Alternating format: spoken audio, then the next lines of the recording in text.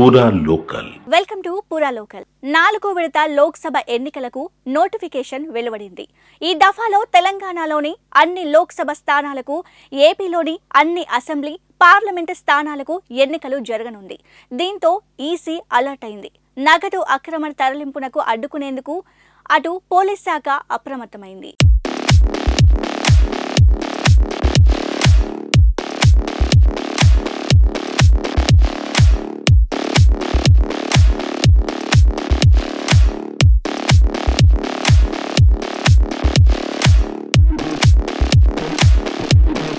లోక్సభ ఎన్నికల notification వెలువడడంతో election commission అన్ని ఏర్పాట్లు చేస్తోంది. ఈవీఎంలపై ఇప్పటికే అధికార యంత్రాంగానికి ఆయా జిల్లా కేంద్రాల్లో ట్రైనింగ్ ఇచ్చారు. జిల్లా కేంద్రాలకు ఈవీఎంలను తరలిస్తున్నారు.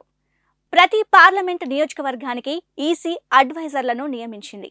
అంతేగాక నగదు అక్రమ తరలింపుపై ఫోకస్ చేసింది. పోలీస్ శాఖ దీనిపై దృష్టి సారించింది. ముఖ్య కూడళ్ల వద్ద చెక్ పోస్టులు పెట్టి తనిఖీ చేస్తున్నారు. మరోవైపు ఓటు హక్కు వినియోగించుకునే విషయంలో 85 ఏళ్లు పైబడిన వారికి, దివ్యాంగులకు హోమ్ ఓటింగ్ సౌకర్యం కల్పించారు. మే 8 లోపు వీరు ఓటు హక్కు వినియోగించుకునే అవకాశం ఉన్నది.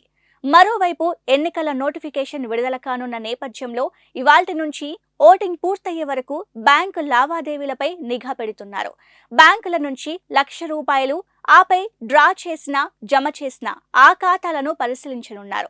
10 లక్షలకు మించి డ్రా చేసిన వారి సమాచారాన్ని బ్యాంక్ అధికారులు, ఐటీ అధికారుల దృష్టికి తీసుకెళ్తున్నారు. తగిన ఆధారాలు చూపిస్తేనే ఆయా డబ్బును వెనక్కి ఇస్తున్నారు.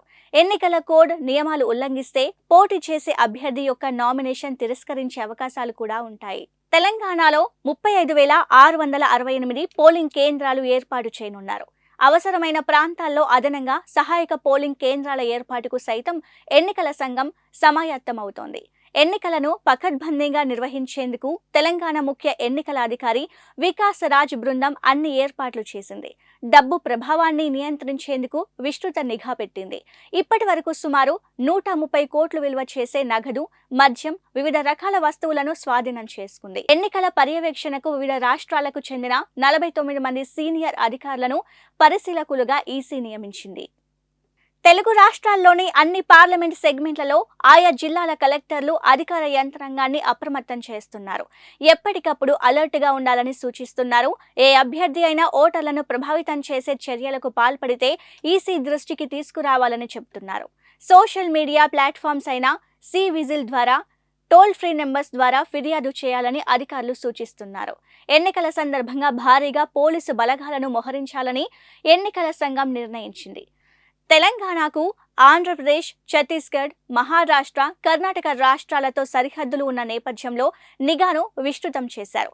తాజాగా ఛత్తీస్గఢ్లో భారీ ఎన్కౌంటర్ నేపథ్యంలో పోలీసు యంత్రాంగం మరింత అప్రమత్తమైంది. ఎన్నికల బందోబస్తు కోసం సుమారు 80,000 మంది సిబ్బందిని వినియోగించాలని ఈసీ నిర్ణయించింది. సుమారు 15 నుంచి 100 కంపెనీల వరకు కేంద్ర సాయుధ బలగాలను రాష్ట్రానికి పంపేందుకు కసరత్తు చేస్తోంది.